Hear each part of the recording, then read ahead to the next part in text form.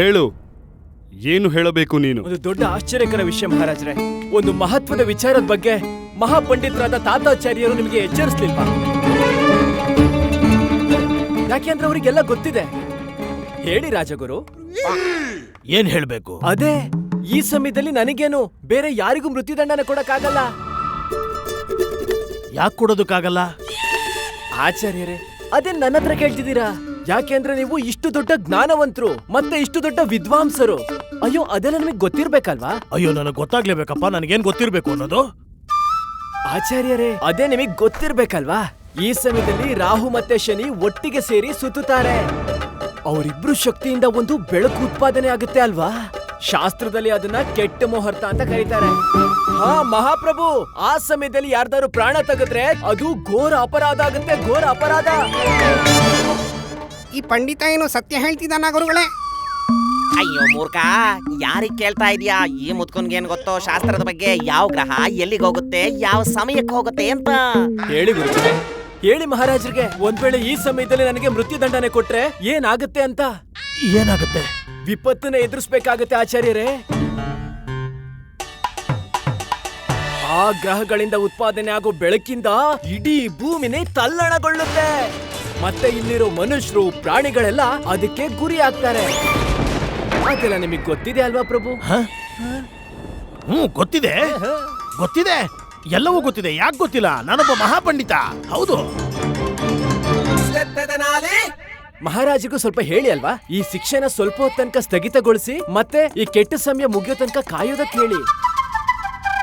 ಹೇಳಿ ಆಚಾರ್ಯರೇ, ಹೇಳಿ. ಹಾ ಹಾ ಹಾ ಮಹಾರಾಜ, ಈ ಪಂಡಿತ ಏನ್ ಹೇಳ್ತಾ ಇದ್ದೇನೋ ಅದು ಸರಿಯಾಗೇ ಇದೆ. ಕೆಲವೊಂದು ಈ ರೀತಿ ಆಗುತ್ತೆ ಶಾಸ್ತ್ರದಲ್ಲಿ. ಹೌದು ಹೌದು ಹೌದು ಮಹಾರಾಜ್ರೆ. ಇನ್ನೊಂದು ಮಹತ್ವಪೂರ್ಣ ವಿಷಯ ಏನು ಅಂದ್ರೆ, ಇನ್ನೊಂದು ಮಹತ್ವಪೂರ್ಣವಾದ ವಿಷಯ, ನಾನೆಲ್ಲಾದ್ರೂ ಅಪರಾಧಿ ಆಗಿದ್ರೆ, ಒಂದ್ ವೇಳೆ ಕೊತ್ವಾಲ್ರನ್ನ ನಾನು ಷಡ್ಯಂತ್ರದಲ್ಲಿ ಸಿಕ್ಕಾಕ್ಸ್ಬೇಕು ಅಂತ ಅನ್ಕೊಂಡಿದ್ದಿದ್ರೆ, ಮತ್ತೆ ಕೊತ್ವಾಲ್ರಿಗೆ ಶಿಕ್ಷೆ ಆಗೋ ಸಮಯದಲ್ಲಿ ನಾನಿಲ್ಲಿಗೆ ಬಂದು ಯಾಕೆ ನಿರ್ದೋಷಿ ಅಂತ ಹೇಳ್ತಿದ್ದೆ ಮಹಾಪ್ರಭು? ಆ ತರ ಮಾಡೋದಕ್ಕೆ ನಾನು ಯಾಕೆ ಪ್ರಯತ್ನ ಪಡ್ತಿದ್ದೆ? ನಾನು ನಿಮ್ಮ ಹತ್ರ ವಿನಮ್ರತೆಯಿಂದ ಬೇಡ್ಕೋತಾ ಇದ್ದೀನಿ, ನನಗೆ ಸ್ವಲ್ಪ ಸಮಯ ಕಾಲಾವಕಾಶ ಕೊಡಿ. ಒಂದ್ ವೇಳೆ ಆ ಸಮಯದಲ್ಲಿ ನಾನು ನಿರ್ದೋಷಿ ಅಂತ ಸಾಬೀತು ಪಡಿಸಿದ್ರೆ, ಮತ್ತೆ ನಿಜವಾದ ಕಳ್ಳನ ನಿಮ್ ಎದುರುಗಡೆ ತಂದು ನಿಲ್ಸಿದ್ರೆ ಸರಿ.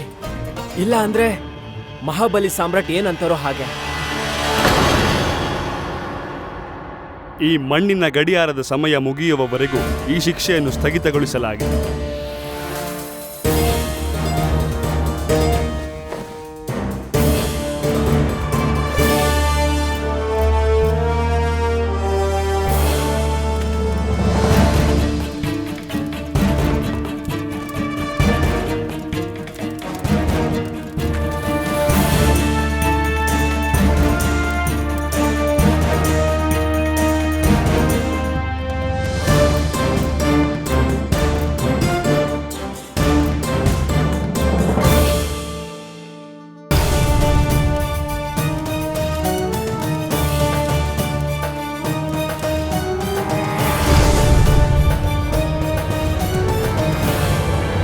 ಸಮಯ ಮುಗೀತು ಮಹಾರಾಜರೇ.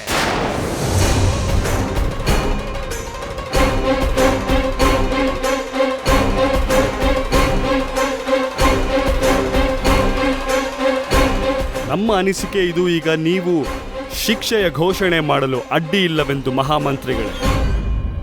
ದಂಡನೆ ಆಗಲಿ. ಮಹಾರಾಜ,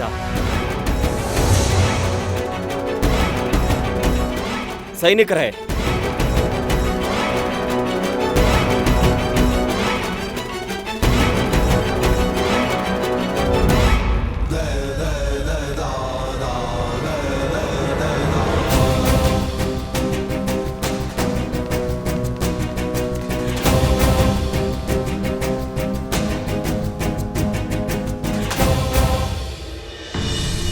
ನ್ಯಾಯಪ್ರಿಯ, ದಯಾಳು, ಮಹಾಬಲಿ ಶಾಸಕ ಸಾಯೋ ವ್ಯಕ್ತಿಯ ಕೊನೆ ಆಸೆನ ಪೂರ್ತಿ ಮಾಡಲ್ವಾ? ಇನ್ನು ಏನ್ ಕೊನೆ ಆಸೆ ಮಹಾರಾಜರೇ? ಯಾವ ಕೊನೆ ಆಸೆ ಹೇಳಿ? ಇವನು ಹೋಗೋದೇ ನರಕಕ್ಕೆ ಅಂದ್ಮೇಲೆ ಇವನ ಕೊನೆ ಇಚ್ಛೆಯನ್ನ ಈಡೇರಿಸಿದ್ರೆಷ್ಟು, ಬಿಟ್ರೆಷ್ಟು?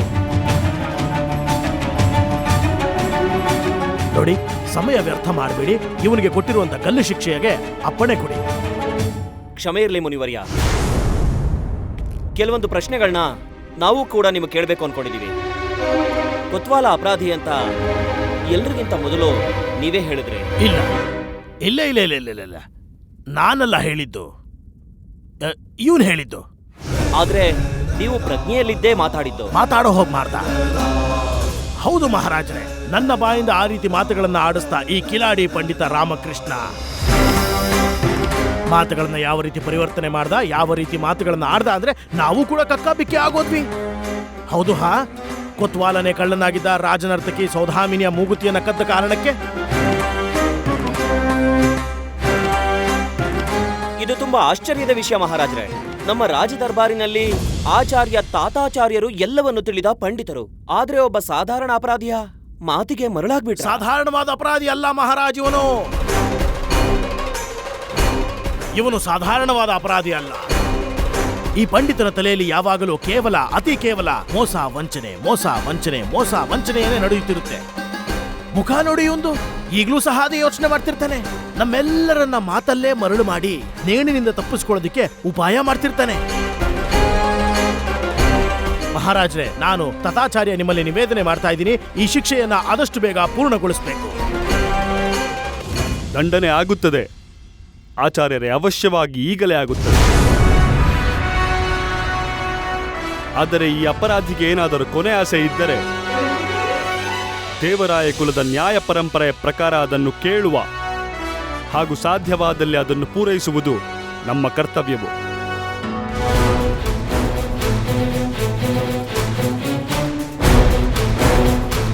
ಹೇಳು ಪಂಡಿತ, ಏನು ನಿನ್ನ ಕೊನೆಯ ಆಸೆ?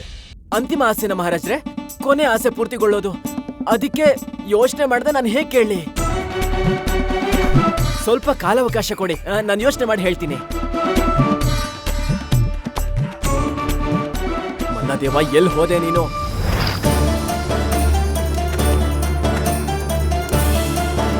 ಎಲ್ಲಿದೆ ಆ ಕೆಂಪು ಕಲ್ಲು? ಅದನ್ನ ನಾನು ಹಿಂದೆ ಬಿಟ್ಟು ಬಂದಿಲ್ಲ ಅಲ್ವಾ?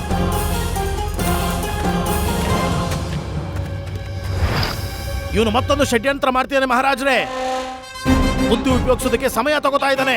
ಬುದ್ಧಿಯಿಂದ ತಂತ್ರ ಮಾಡಿ ಒಂದು ಷಡ್ಯಂತ್ರವನ್ನು ರೂಪಿಸಿ ನಮ್ಮನ್ನೆಲ್ಲರನ್ನ ಮೂರ್ಖನಾಗಿ ಮಾಡ್ತಾನೆ ಇವನು. ಮತ್ತೆ ನಮ್ಮ ಕಣ್ಣಿಗೆಲ್ಲ ಮಣ್ಣೆರ್ಚಿ ಇಲ್ಲಿಂದ ತಪ್ಪಿಸ್ಕೊಂಡು ಹೋಗ್ತಾನೆ ಇವನು. ಸಾಕು, ಇನ್ನು ನಾವು ಹೆಚ್ಚು ಸಮಯ ಕೊಡಲು ಸಾಧ್ಯವಿಲ್ಲ. ಈ ಪಂಡಿತನನ್ನು ಈಗಲೇ ಗಲ್ಲಿಗೇರಿಸಿ.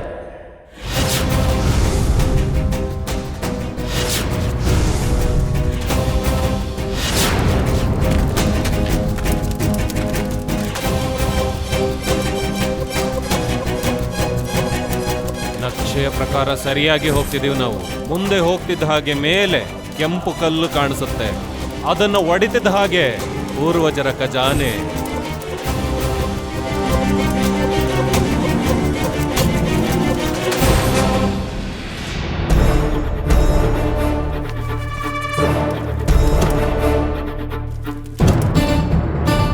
ಮಲ್ಲದೇವ, ಈಗಾದ್ರೂ ಬಂದ್ಬಿಡು.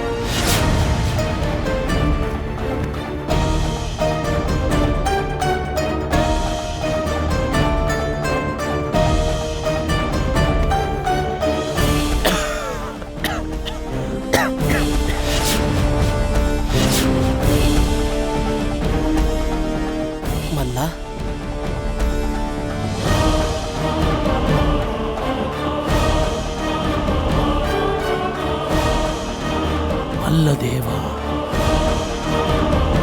ಒಬ್ಬಣ್ಣ. ಇದು ಖಜಾನೆ ಜಗ ಅಂತ ಅನ್ನಿಸ್ತಿಲ್ವಲ್ಲ? ಮಲ್ಲದೇವ,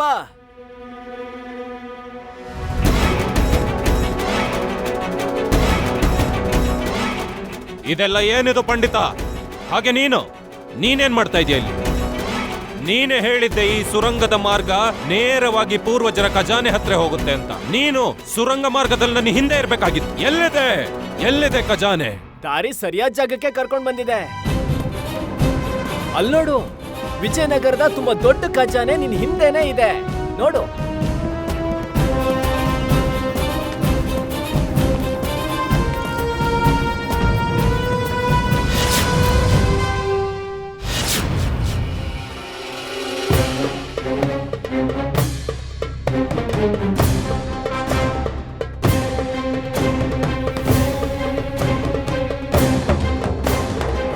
ಮಲ್ಲದೇವ, ದ್ರೋಹ! ಪಂಡಿತ, ನೀನ್ ನನ್ ಜೊತೆ ದ್ರೋಹ ಮಾಡಿದ್ಯಾ ಪಂಡಿತ. ಸೈನಿಕರೇ,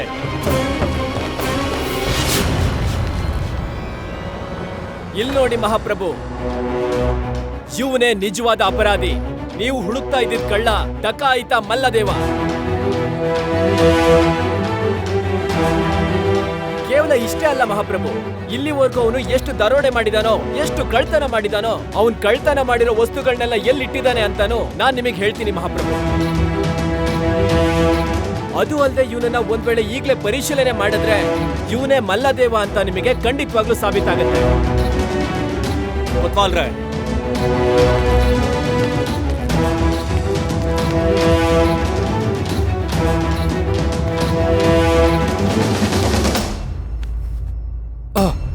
ಇಲ್ಲಿದೆ ಮಹಾರಾಜರೇ ಆ ಕತ್ತಿಯ ಚಿಹ್ನೆ.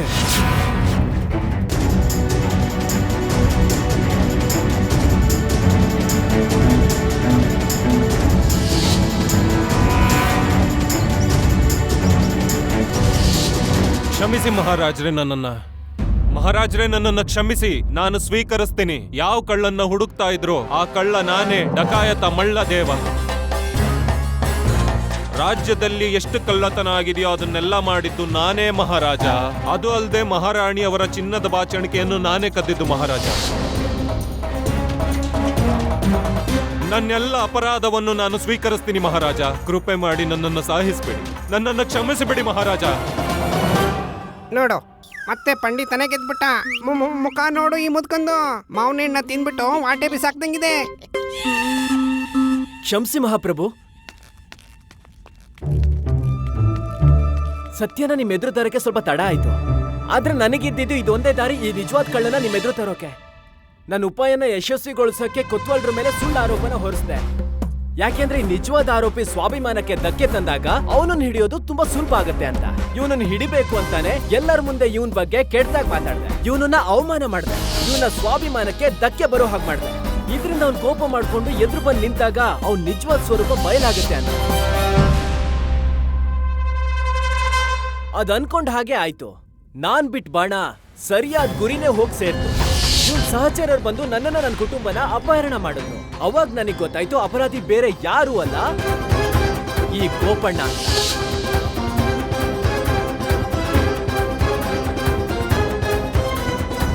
ಆಮೇಲೆ ನಾನು ಗೋಪಣ್ಣನ್ ದುರಾಸೆನ ಬಳಸ್ಕೊಂಡೆ. ಮತ್ತೆ ಇವನಿಗೆ ನಾನೊಂದು ಕಾಲ್ಪನಿಕ ಖಜಾನೆಯ ಕಥೆಯನ್ನ ಹೇಳ್ದೆ. ಅವಾಗ ಇವನು ಆ ಕಥೆನ ತುಂಬಾ ಸುಲಭವಾಗಿ ನಂಬಿಟ್ಟ. ಮತ್ತೆ ಈ ಜಾಗಕ್ಕೆ ಬರೋ ಸುರಂಗ ಮಾರ್ಗದಲ್ಲಿ ಇವನನ್ನ ಕರ್ಕೊಂಡ್ ಬಂದೆ. ಮತ್ತೆ ಅದ್ರ ಪರಿಣಾಮ ನಿಮ್ ಮುಂದೆನೇ ಇದೆ ಮಹಾಪ್ರಭು. ಇದು ಸತ್ಯ ಮಹಾರಾಜರೇ.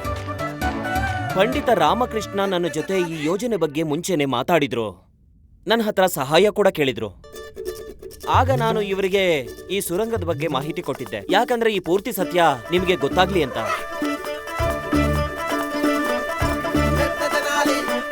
ಕರೆದುಕೊಂಡು ಹೋಗಿ ಇವನನ್ನು. ನನ್ನನ್ನು ಕ್ಷಮಿಸಿಬಿಡಿ ಮಹಾರಾಜರೇ. ನನಗೆ ಮೃತ್ಯು ದಂಡನೆ ಕೊಡಬೇಡಿ ಮಹಾರಾಜರೇ. ನನ್ನನ್ನು ಕ್ಷಮಿಸಿ ಮಹಾರಾಜರೇ.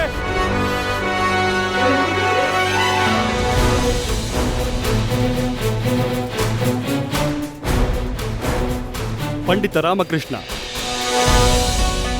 ನಿನ್ನ ಬುದ್ಧಿ ಕೌಶಲ್ಯತೆಯಿಂದ ನೀನು ಅಪರಾಧಿಯನ್ನು ಹಿಡಿದುಕೊಟ್ಟೆ ಹಾಗೂ ನಿನ್ನನ್ನು ನೀನು ನಿರ್ದೋಷಿ ಎಂದು ನಿರೂಪಿಸಿದೆ.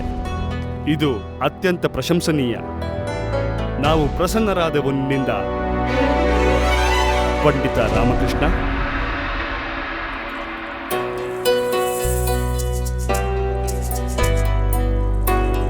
ಇದೊಂದು ಸಣ್ಣ ಬಹುಮಾನ ನಮ್ಮ ಕಡೆಯಿಂದ ತೆಗೆದುಕೋ.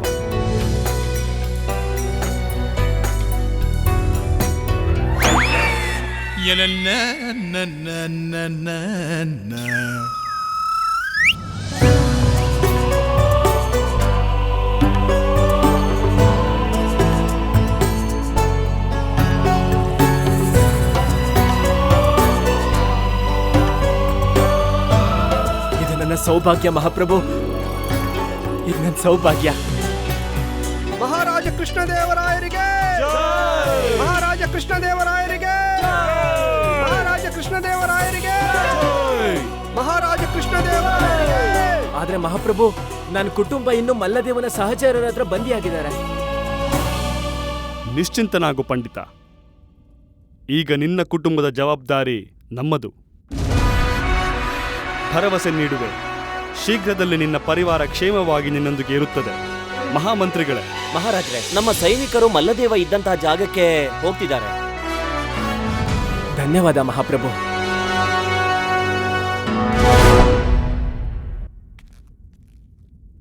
ಪಂಡಿತ ರಾಮಕೃಷ್ಣ, ಮಹಾಪ್ರಭು, ಒಂದು ಮಾತು ಹೇಳು. ಈ ಮಲ್ಲದೇವ ಇಲ್ಲಿಂದ ಹೊರಬರದೇ ಇದ್ದಿದ್ದರೆ ಹಾಗೂ ನಿನಗೆ ದಂಡನೆ ನೀಡುವುದೇ ಆಗಿದ್ದರೆ ನಿನ್ನ ಕೊನೆ ಆಸೆ ಏನಾಗುತ್ತಿತ್ತು? ಅದೇನು ಅಂದ್ರೆ ಮಹಾಪ್ರಭು, ನಾನು ಬೇರೆ ರೀತಿಯಲ್ಲಿ ನನಗೆ ಮರಣದಂಡನೆ ಕೊಡಿ ಅಂತ ಕೇಳ್ತಿದ್ದೆ. ಆಸೆ ಈಡೇರಿಸಲಾಗುತ್ತಿತ್ತು, ಆದರೆ ಈ ಬೇರೆ ರೀತಿಯ ಸಾವು ಎಂಬುದರ ಅರ್ಥವೇನು? ವೃದ್ಧನ ಸಾವು ಮಹಾಪ್ರಭು, ವೃದ್ಧಾಪ್ಯದ ಸ್ವಾಭಾವಿಕ ಮೃತ್ಯು. ಅದೇನಂದ್ರೆ ಶೀತ, ಕೆಮ್ಮು, ಹೃದಯಾಘಾತ, ಸೊಂಟ ನೋವು, ಕಾಲ್ ನೋವು, ರಕ್ತ ಕಾರೋದು, ಈ ಕಾರಣದಿಂದ ಸಾಯೋದು ಯಾವ್ದಾದ್ರು ಏನಾದ್ರೂ ಕೊಡಿ ಮಹಾಪ್ರಭು.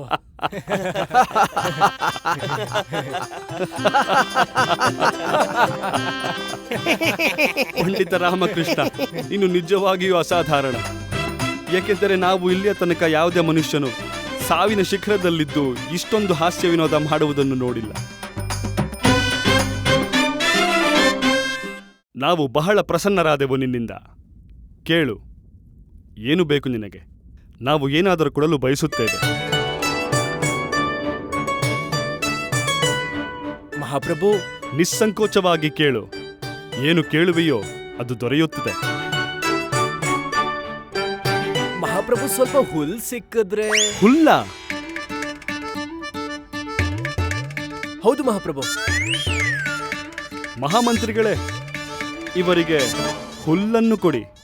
ಆಗ್ಲಿ ಮಹಾರಾಜರೇ. ಬೇರೇನಾದರೂ? ಹುಲ್ಲಂತೂ ಸಿಕ್ತು ಮಹಾಪ್ರಭು, ಆದ್ರೆ ತಿನ್ನಿಸ್ತೀನೋ ಇಲ್ವೋ? ಯಾಕೆಂದ್ರೆ ನನ್ನ ಹತ್ರ ಕುರಿಗಳೇ ಇಲ್ವಲ್ಲ. ಕುರಿಗಳು? ಮಹಾಮಂತ್ರಿಗಳೇ, ಕುರಿಗಳು? ಕುರಿಗಳು ಕೂಡ ಸಿಗುತ್ತೆ ಮಹಾರಾಜರೇ. ಒಂದ್ ಕೊಟ್ಕೇನು ಮಂತ್ರಿ ಮಹೋದಯ. ಕುರಿಗಳನ್ನ ಕಟ್ಟೋಕೆ ಮಹಾಪ್ರಭು. ಕೊಟ್ಟಿಗೆಯನ್ನು ಕೊಡಿ. ಇನ್ನೇನಾದರೂ? ಮಹಾಪ್ರಭು, ಕುರಿಗಳಂತೂ ಸಿಕ್ತು, ಆದ್ರೆ ನಾನದನ್ನ ಹೇಗ್ ಕಟ್ಟ ಹಾಕ್ಲಿ? ಅದಕ್ಕೋಸ್ಕರ ಒಂದು ಸಣ್ಣ ಪುಟ್ಟ ಹಗ್ಗಗಳು ಇರ್ಬೇಕಲ್ವಾ? ಇರಬೇಕು ಮಹಾಮಂತ್ರಿಗಳೇ. ಅದು ಆಗುತ್ತೆ ಮಹಾರಾಜರೇ. ಅಬ್ಬ, ಹಗ್ಗ ಕೂಡ ಆಗೋಯ್ತು. ಆದ್ರೆ ಕುರಿಗಳನ್ನ ನೋಡ್ಕೊಳಕ್ಕೆ ಅಮ್ಮ ಮತ್ತೆ ಧರ್ಮಪತ್ನಿ ಇಬ್ರು ಇರ್ಬೇಕಾಗತ್ತೆ. ಆದ್ರೆ ಅವ್ರೆಲ್ಲಿ ಇರ್ಬೇಕು? ಅವರಿಗೋಸ್ಕರ ಸಣ್ಣ ಪುಟ್ಟ ವಸ್ತುಗಳು, ಕುಡಿಯೋಕೆ ತಿನ್ನೋಕೆ ವ್ಯವಸ್ಥೆ, ನೀರಿನ ವ್ಯವಸ್ಥೆ, ವಿಶ್ರಾಂತಿಗೆ ಜಾಗ, ಹೀಗೆ ಸಣ್ಣ ಪುಟ್ಟದ ವ್ಯವಸ್ಥೆ ಬೇಕು. ಅವಶ್ಯವಿದೆ, ಅತಿ ಅವಶ್ಯವಿದೆ ಮಹಾಮಂತ್ರಿಗಳೇ. ಆಗುತ್ತೆ ಮಹಾರಾಜರೇ. ಇನ್ನೇನಾದರೂ? ಸಾಕು ಮಹಾಪ್ರಭು, ಇನ್ನೇನು ಬೇಡ. ಮತ್ತಿನ್ನೊಂದು ಗೊತ್ತಿತ್ತು ನಮಗೆ ಈ ಸಾಕು, ಇನ್ನೇನು ಬೇಡ ಅನ್ನುವುದರಲ್ಲೇ ಇನ್ನೇನೋ ಇದೆ ಎಂದು. ಹಾಗಾದರೆ ಹೇಳು ಪಂಡಿತ ರಾಮಕೃಷ್ಣ, ಇನ್ನೂ ಏನು ಬೇಕು ನಿನಗೆ? ನಿಮ್ ದಯೆಯಿಂದ ಇಷ್ಟೆಲ್ಲ ಸಿಕ್ಬಿಡ್ತು ಮಹಾಪ್ರಭು, ಆದ್ರೆ ಅದನ್ನೆಲ್ಲ ನಾನು ಎಲ್ಲಿ ಇಟ್ಕೊಳ್ಳಿ? ಇದನ್ನೆಲ್ಲ ಇಟ್ಕೊಳ್ಳೋದಕ್ಕೆ ಒಂದು ಸಣ್ಣದಾದ, ಇಲ್ಲ ಒಂದು ದೊಡ್ಡ ಮನೆ ಅವಶ್ಯಕತೆ ಇರುತ್ತೆ ಅಲ್ವಾ? ಅದು ನಿನ್ನ ಹತ್ತಿರ ಇಲ್ಲ? ಹೌದು ಮಹಾಪ್ರಭು. ಮಹಾಮಂತ್ರಿಗಳೇ, ಮಹಾರಾಜರೇ, ಇವರು ಏನೆಲ್ಲ ಕೇಳಿದರೋ ಹಾಗೂ ಏನೆಲ್ಲ ಇನ್ನು ಕೇಳುವರೋ ನಮಗೂ ನಿಮಗೂ ಅರ್ಥವಾಯಿತೋ ಅದೆಲ್ಲವನ್ನು ಇವರಿಗೆ ನೀಡಿ. ಸರಿ ಮಹಾರಾಜರೇ. ನಾವು ಇನ್ನು ಇಷ್ಟೇ ಅನ್ನುವುದನ್ನು ಕೇಳಲು ಇಚ್ಛಿಸುವುದಿಲ್ಲ. ಹಾಗಾದರೆ ನಿಮ್ಮ ಬೇಡಿಕೆಗಳು ಮುಗಿದಿದ್ದರೆ ರಾಮಕೃಷ್ಣ, ನಾವು ಹೊರಡಬಹುದೇ? ಖಂಡಿತ ಮಹಾಪ್ರಭು, ತುಂಬಾ ಧನ್ಯವಾದಗಳು.